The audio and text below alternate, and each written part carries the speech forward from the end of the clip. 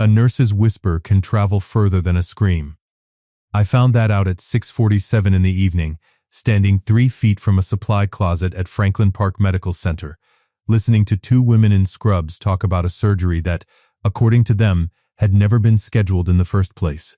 She's not on Dr. Patterson's list. She was never on anybody's list. That sentence rearranged my entire skeleton. 2 hours earlier, I'd been holding my wife's hand, telling her I'd see her on the other side of an operation the hospital said was her only shot. I'd kissed her forehead. I'd told her I loved her more than the day I married her, which was true, and walked out of that room with my chest caving in like a tin can left out in the rain.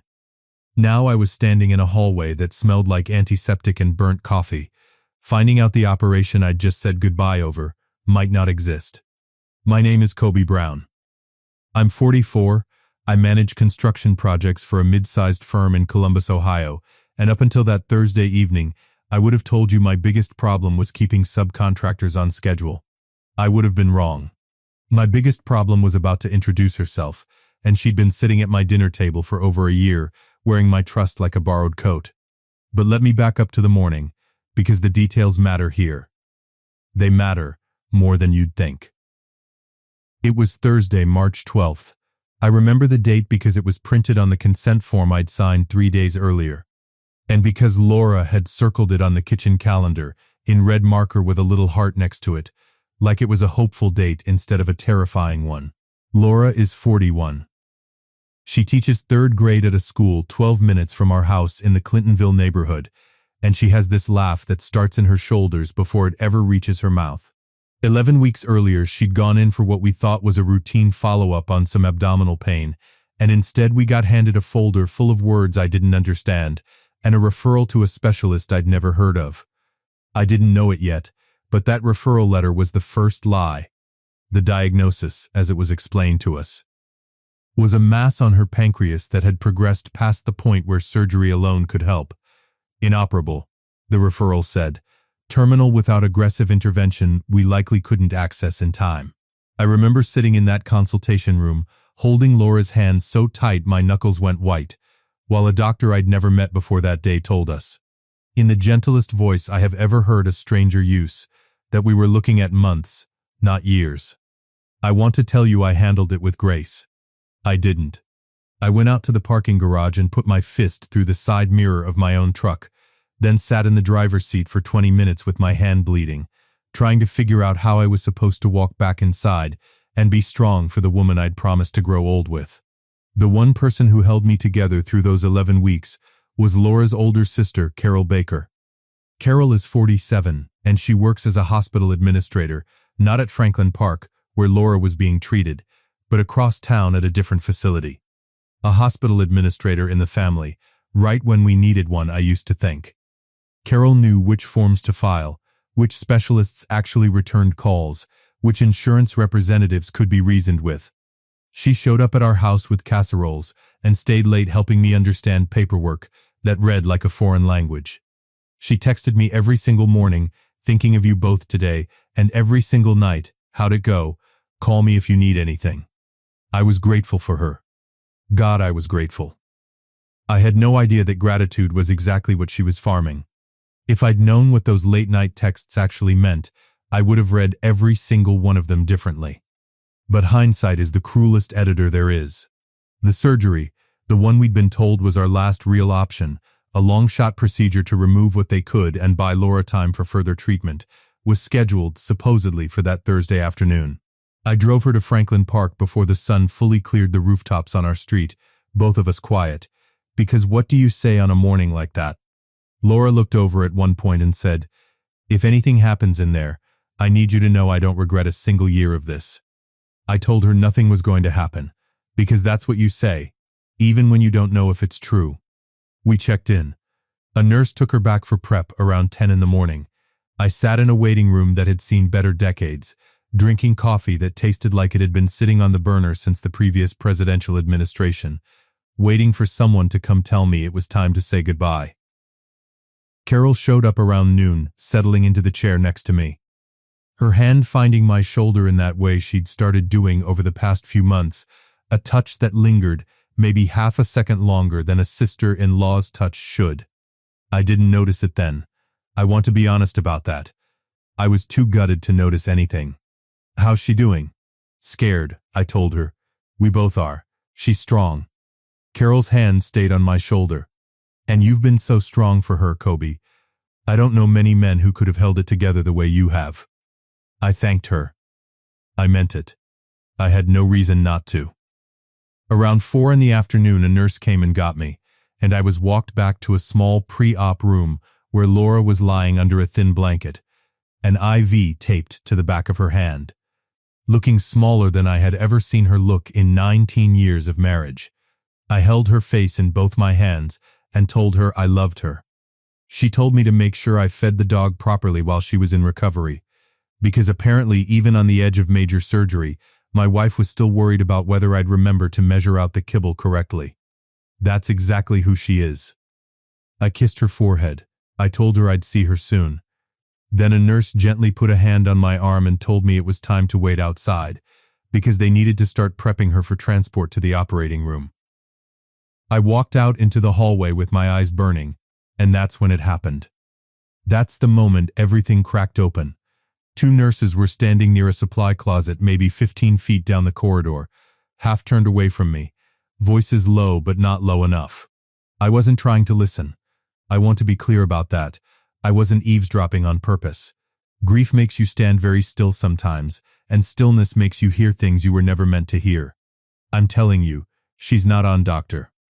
Patterson's surgical list today. The first nurse's voice carried a flat, certain edge. I pulled the OR schedule myself an hour ago. That can't be right. The second nurse's tone sharpened with disbelief. Her husband's been told all day they're prepping her. She's not on it. I don't know what's going on, but somebody needs to check this before that family walks any further down this hallway. The hallway tilted. I'm not being dramatic when I say that. The actual physical hallway tilted like the floor had decided gravity was optional for a few seconds. I put my hand against the wall to steady myself, and one of the nurses turned and saw me standing there, her face going the particular shade of pale that tells you someone has just realized you heard everything you weren't supposed to hear. She's not on Dr. Patterson's list. She was never on anybody's list. I had just told my wife I'd see her soon. I had just kissed her forehead and walked away believing she was being prepped for a surgery that, according to 2 nurses standing 15 feet from me, did not exist. Sir, the nurse's voice went careful, the way you talk to someone standing on a ledge. Can I get you to sit down for a moment? I did not sit down. I asked her, in a voice that didn't sound like mine, what she meant. She hesitated, glanced at her colleague, and said she needed to verify some information before she could say anything further, and could I please wait right there while she found someone from administration. Administration. The word landed in my chest like a stone dropped down a well. I stood in that hallway for what felt like an hour, but was probably closer to 10 minutes. My wife somewhere behind a set of doors believing she was minutes from surgery, while somewhere in this building, paperwork apparently told a very different story. My hands were shaking. I stared at the fluorescent light fixture above me, counting the tubes inside it, because counting things was the only way I knew how to keep my mind from sprinting somewhere I wasn't ready to go. If I'd known then what I'd learn over the next 4 days, I might have walked straight into that operating prep area and stopped everything right then. But I didn't know yet. I only knew something was wrong, and I had absolutely no idea how deep it went, or whose name was going to end up at the center of it. A man in a gray suit appeared at the end of the hallway, moving with the particular brisk walk of someone who has just been told there's a problem and needs to look like he's already solving it. He introduced himself as part of the hospital's patient relations team and asked me to step into a private consultation room. I asked him one question before I'd take a single step. Is my wife having surgery today or not? He didn't answer right away. And in the silence that followed, I understood that whatever was happening here, it was so much bigger than a scheduling mix-up. Welcome back to Sweet Family Revenge. Grab your snacks, get comfortable, and remember the people in these stories had every chance to behave themselves. They just chose wrong. Drop a comment and be sure to subscribe. You're going to love it here. The private consultation room had a box of tissues on the table, which I've come to understand is hospital code for brace yourself. The patient relations man, his name tag said Greg, explained, slowly and carefully, that there had been what he called a documentation discrepancy regarding my wife's surgical scheduling, and that the hospital's chief administrator, Ryan Fisher, was already looking into it personally. What does that mean? I kept my voice as steady as I could manage. In plain English, it means the surgical order in your wife's chart doesn't match what was communicated to your family. We're working to understand the full picture right now. I asked him point blank whether my wife was dying, whether the diagnosis itself was real, or whether that was part of whatever discrepancy he was dancing around. He told me he didn't have access to her full clinical history, but that Fisher would meet with me as soon as possible. I sat in that room alone for 25 minutes. I texted Carol, "Something's wrong. They're saying the surgery wasn't scheduled," and she called me back within 90 seconds, voice tight and urgent, asking me what exactly the nurses had said, word for word. I found that strange even in the moment, though I didn't have the bandwidth to examine why. Most people, hearing news like that, ask is she okay first. I filed that away without understanding what I was filing. I wouldn't understand it for 3 more days. Ryan Fisher walked in around 6:30 that evening. He sat down, folded his hands on the table, and told me that based on what his team had found so far, my wife's name had never appeared on Dr. Patterson's actual surgical docket. Not that day. Not any day in the past 3 weeks. Then what was I told? I asked. What surgery were we preparing for this entire morning? We're still tracing the chain of communication. Fisher's voice stayed level, deliberate. What I can tell you is that the referral letter that initially diagnosed your wife's condition as inoperable came from outside our system. It wasn't generated by anyone on our staff. The room went very quiet. Somewhere down the hall, I could hear a cart being wheeled across linoleum, the wheels squeaking in a rhythm I would remember for the rest of my life. Because it was the sound playing underneath the sentence that broke my entire understanding of the past 11 weeks open like an egg. Outside your system, I repeated. Meaning what? Meaning someone faked it? Meaning we need to determine where that referral originated and whether the clinical picture it describes is even accurate. I don't want to speculate further until we have answers, Mr. Brown. I asked him the only question that mattered to me in that moment. Is my wife actually dying? Fisher held my eyes for a long second. I genuinely don't know yet, and I think that's the most honest thing I can tell you right now. I want you to sit with that for a second, the way I had to sit with it. For 11 weeks, I had grieved a woman who was still breathing in a room 40 feet away from me. I had cried in the shower so she wouldn't hear me. And now a hospital administrator was sitting across from me telling me he didn't actually know if any of it had been true. Somebody had handed me 11 weeks of the worst grief of my life, and I was about to find out it might have been manufactured by someone I trusted with my whole heart. They let me see Laura that night. She was groggy from the sedation they'd already started before the discrepancy was caught, confused about why the surgery hadn't happened. I held her hand and told her it had been postponed because the hospital needed to verify some information. And I watched her face do the math, watched her realize I wasn't telling her the whole truth, and watched her decide, out of exhaustion or trust or both, not to push. I didn't sleep that night. I sat beside her hospital bed, scrolling back through 11 weeks of text messages from Carol, reading them with new eyes for the first time. Thinking of you both today. How'd it go? Call me if you need anything. I don't know what you two would do without me. I read that last line maybe 15 times before the sun came up, and somewhere around 4 in the morning, a question formed in my chest I was almost too afraid to finish thinking. What if the 11 weeks of grief I'd been drowning in weren't a tragedy that happened to us? What if they were something somebody did to us? I didn't have proof yet. What I had was a referral letter that came from outside the system, a sister-in-law who'd been suspiciously perfect through every step of this, and a hospital administrator who'd admitted he didn't know if my wife was actually dying. I made a decision sitting in that chair, watching my wife's chest rise and fall under fluorescent light.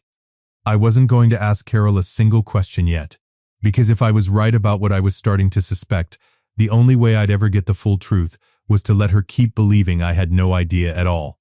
She thought she'd built something. She had no idea I was about to start tearing it apart, one quiet thread at a time. By Friday morning, I had exactly one plan, and it wasn't a good one. It was the only one I had. I needed someone inside the medical world who actually had my wife's interests at heart, with zero connection to whatever web had been spun around her diagnosis.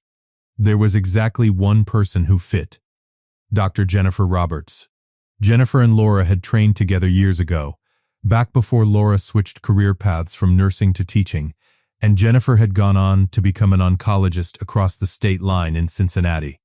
I called her Friday morning from my truck in the Franklin Park parking garage, hands still shaking from a night with no sleep, and told her everything: the referral, the surgery that wasn't scheduled, Fisher's admission that he didn't know if Laura was actually terminal.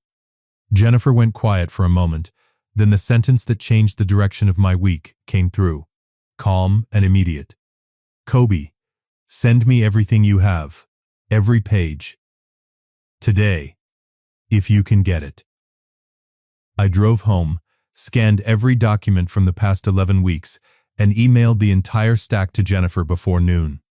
Then I did something I'm not proud of, but I'd do it again in a heartbeat. I called Carol and told her I needed help getting copies of Laura's full chart, framing it as wanting a second opinion just to be thorough. I watched her hesitate half a second too long before agreeing. That half second told me more than a full confession would have.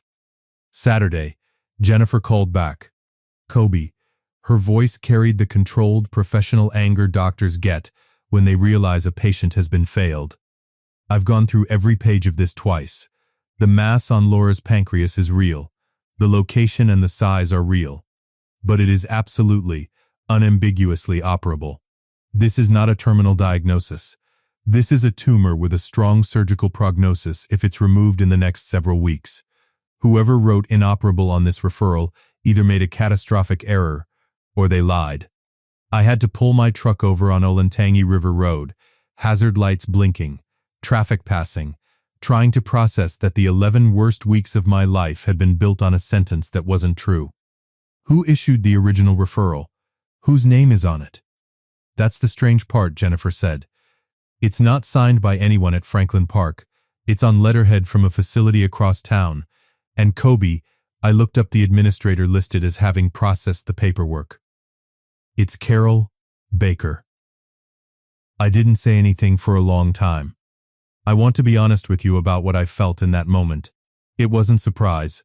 Some part of me had already known since 4 in the morning, sitting in that hospital chair. What I felt was the particular, specific horror of watching a suspicion become a fact, in real time, on a road I'd driven 1,000 times. Sunday I didn't confront anyone.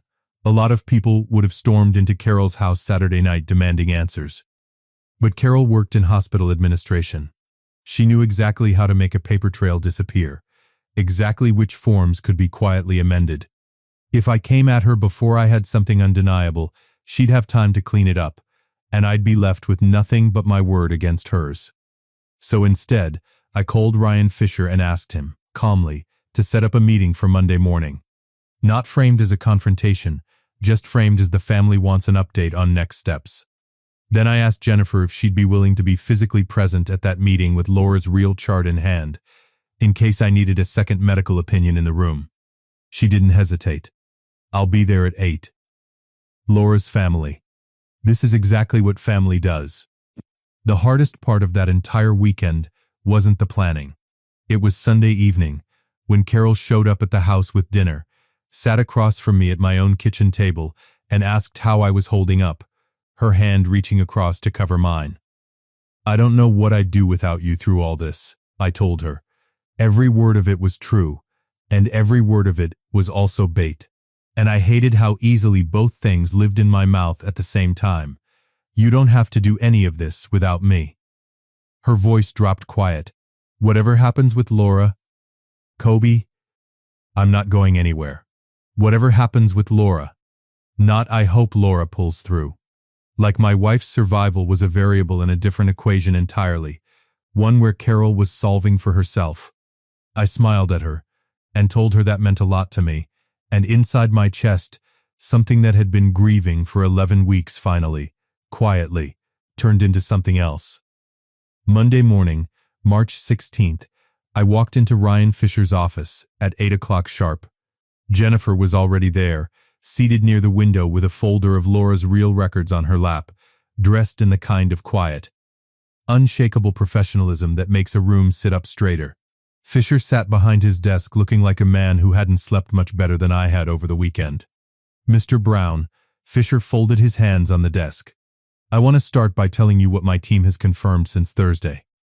Before you do," I held up a hand, "I'd like to ask that we bring Carol Baker into this meeting. She's been so involved in Laura's care, I think she should hear whatever update you have." I watched Fisher's expression flicker, just slightly, like he already had a guess where this was heading. But he agreed, and a staff member was sent to call her. Carol arrived 12 minutes later, slightly breathless, smiling the careful, practiced smile of someone walking into a room she believes she still controls. "What's going on?" she asked, taking the seat beside me. "Is it Laura? Is everything okay?" "That's actually what we're here to find out." I kept my eyes on her. "Dr. Roberts has reviewed Laura's full chart. She has some things to share." Jennifer didn't raise her voice. She didn't need to. She laid the original referral letter on Fisher's desk, then laid Laura's actual imaging and pathology reports beside it, and walked through the discrepancy point by point. The tumor's real size, its real location, the surgical viability that the referral letter had flatly contradicted. This patient was never terminal. Jennifer's gaze moved to Carol, level and unflinching. "Someone took a treatable diagnosis and rewrote it into a death sentence. And the paperwork traces back to your administrative login at your facility, Miss Baker." The room went silent in a way that felt almost physical, like the air pressure had changed. Carol's face did something I will remember for the rest of my life, a kind of collapse that started at her eyes and worked its way down. The practiced warmth draining out of her all at once. That's not. She started, and then stopped, because there was nowhere for that sentence to go. "Carol," I kept my voice level, because I'd promised myself I would. "I need you to tell me why." She looked at me for a long moment, and something in her face shifted from panic into something raw, something that had clearly been sitting under the surface for longer than 11 weeks. "You don't understand what it's been like." Her voice dropped low. "Watching you with her for 19 years, watching how you look at her. I told myself it didn't matter. I told myself I was happy just being close to your family. And then she got sick, and for the first time in my entire life, I thought." She stopped herself, but it was too late. The sentence had already done its damage. "You thought what?" Fisher asked, his voice quiet but firm, the voice of a man making sure this was on record. "I thought maybe, eventually, there'd be a version of this where Kobe needed someone, and I'd already be there." Carol's voice had dropped to barely above a whisper. "I never wanted her to suffer. I told myself if the diagnosis bought time, if it slowed everything down enough, I'd have time to figure out a way to tell you how I felt before everything changed anyway." Before everything changed anyway. My wife's life, reduced to a timeline Carol thought she was entitled to manage. I felt something in my chest that wasn't quite rage and wasn't quite grief. It was the specific, cold clarity of watching someone you trusted explain, out loud, exactly how little your marriage had meant to them. 19 years. The words came out colder than I expected. 19 years, and you used her diagnosis as a clock you thought you could control. Carol didn't answer. She didn't have an answer. Fisher was already on the phone with hospital security and legal counsel. His voice low and clipped, and I understood that whatever happened next, termination, licensing board referrals, possibly criminal charges for falsifying medical records, was now moving forward without needing another word from me. I stood up. My hands weren't shaking anymore. I need to go tell my wife the truth. I walked out of that office without looking back at Carol once. Laura was awake when I got to her room, sitting up against the pillows with the particular alertness of someone who'd had a full night of real sleep for the first time in weeks, the sedation finally clearing from her system. Morning light was coming through the blinds in thin gold stripes across the blanket, and for a second, before either of us said anything at all, I just stood in the doorway and looked at her, really looked, The way you forget to do when you think you're running out of time with someone. You look like you haven't slept. She reached a hand toward me. Come here. I sat on the edge of her bed and took both her hands in mine, and I didn't know how to start, so I just started. I told her everything. The overheard conversation in the hallway outside the pre-op room, the two nurses by the supply closet, and the sentence that had cracked the floor out from under me. The hours in that consultation room with Greg and his box of tissues. Ryan Fisher admitting, with a kind of honesty that must have cost him something professionally, that he didn't actually know if she was dying. I told her about calling Jennifer, about the documents, about pulling my truck over on Olentangy River Road when the word operable landed in my ear like something out of a different language entirely. And then, because she deserved the whole truth and not a softened version of it, I told her about Carol. I watched my wife's face move through disbelief, then horror, then a grief that had nothing to do with her diagnosis and everything to do with family. She's been at our table every week. Laura's voice cracked. She held my hand in the consultation room. She cried with me. Kobe, I thought. I genuinely thought she was the one person outside of you who actually understood what we were going through. I know. My throat tightened around the words. I held her hand too, this whole time, thinking it meant something completely different than what it actually meant. Laura was quiet for a long moment, staring down at the blanket, her thumb tracing absent circles over my knuckles. 11 weeks. I have been planning my own funeral in my head for 11 weeks. Kobe, I wrote a letter for you to open on our anniversary in case I wasn't here for it. It's in my nightstand drawer at home. Her voice broke clean in half on that last sentence, and I felt something in my own chest tear along with it. You don't need it, I told her, my own voice not much steadier than hers. You're going to be there to read it to me yourself every single year for the next 40 years, and I'm going to make you sit through every embarrassing toast I give at every anniversary dinner from here on out. She laughed, a small, wet, broken sound, and pulled me down so my forehead rested against hers. We sat like that for a long while, the two of us. In a hospital room that suddenly felt less like a place where Laura was dying and more like a place where Laura was, against every odd we'd been falsely told, going to live. The door was slightly ajar, and we both heard footsteps approach, then pause just outside. I caught a glimpse through the gap Carol, standing there, flanked by a hospital security officer, apparently being escorted out of the building after the meeting upstairs, and someone had let her stop for 30 seconds at her sister's door. Whether that was mercy or cruelty, I'm still not sure. Some decisions get made by people 3 rungs up the chain of command, and you don't get a vote. Laura, Carol's voice came through the gap, thick with tears. I am so sorry. I never wanted you to actually. I just got lost somewhere. I don't even recognize what I did. Laura didn't call out. She didn't ask Carol to come in. She just looked at me, tears sliding down her face, and said, loud enough to carry through the doorway, you let me grieve my own life for 11 weeks so you could wait your turn. Then she reached over and gently pushed the door the rest of the way shut herself, the latch clicking with a sound that felt, in that room, like the end of a chapter.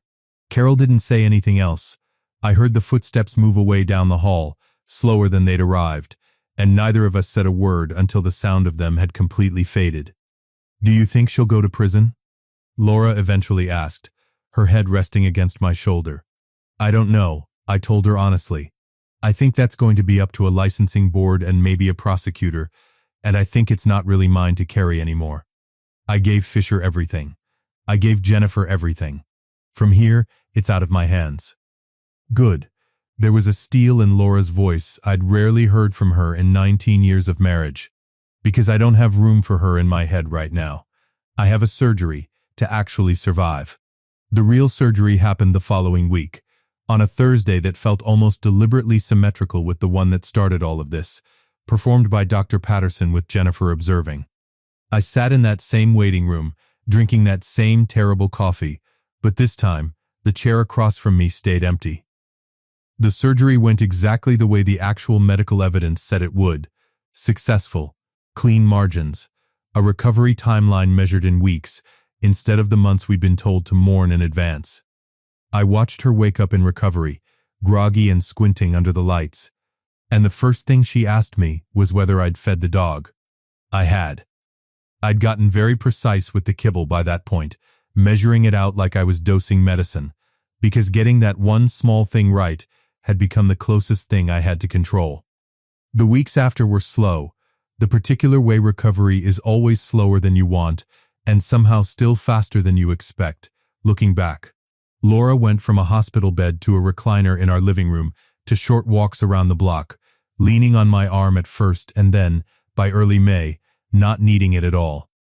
She's back in her third-grade classroom now, 3 days a week, building toward full-time. She still keeps that letter in the nightstand drawer, not because she thinks she'll need it, but because she wants a record of who she was during the 11 weeks she thought she was running out of time.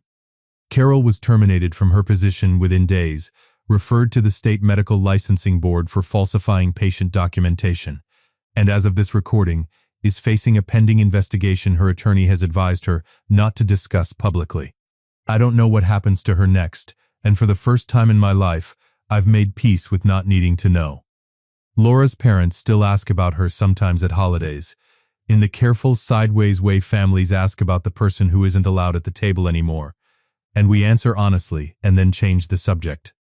What I carry from those 11 weeks isn't really about Carol, in the end. It's about the 11 weeks I spent grieving a woman who was sitting right beside me, breathing, holding my hand. 11 weeks I will never get back, stolen by someone who decided her own loneliness gave her the right to rewrite my wife's death sentence. I think about that hallway sometimes, the squeak of that cartwheel, the way 2 nurses whispering by a supply closet ended up being the only honest thing said to me in 11 entire weeks. I used to think trust was something you build once and then just maintain, like a roof you put on a house and never have to think about again. I don't think that anymore. I think trust is something you have to keep checking, gently the way you'd check a foundation after a storm, not because you expect to find rot, but because the people who matter most to you deserve a house that's actually as solid as you believe it to be. Laura and I renewed our vows this past spring, just the 2 of us, and a justice of the peace in our backyard. Under the oak tree we planted the year we bought our house.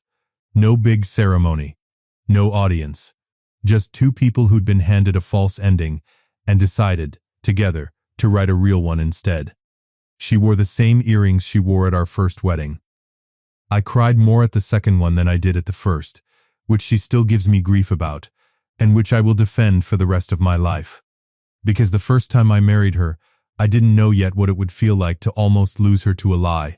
The second time, I knew exactly what I was choosing, and I chose it with my whole chest. If you liked this story, join our community by hitting that like button and subscribing for more family-centered accounts like this.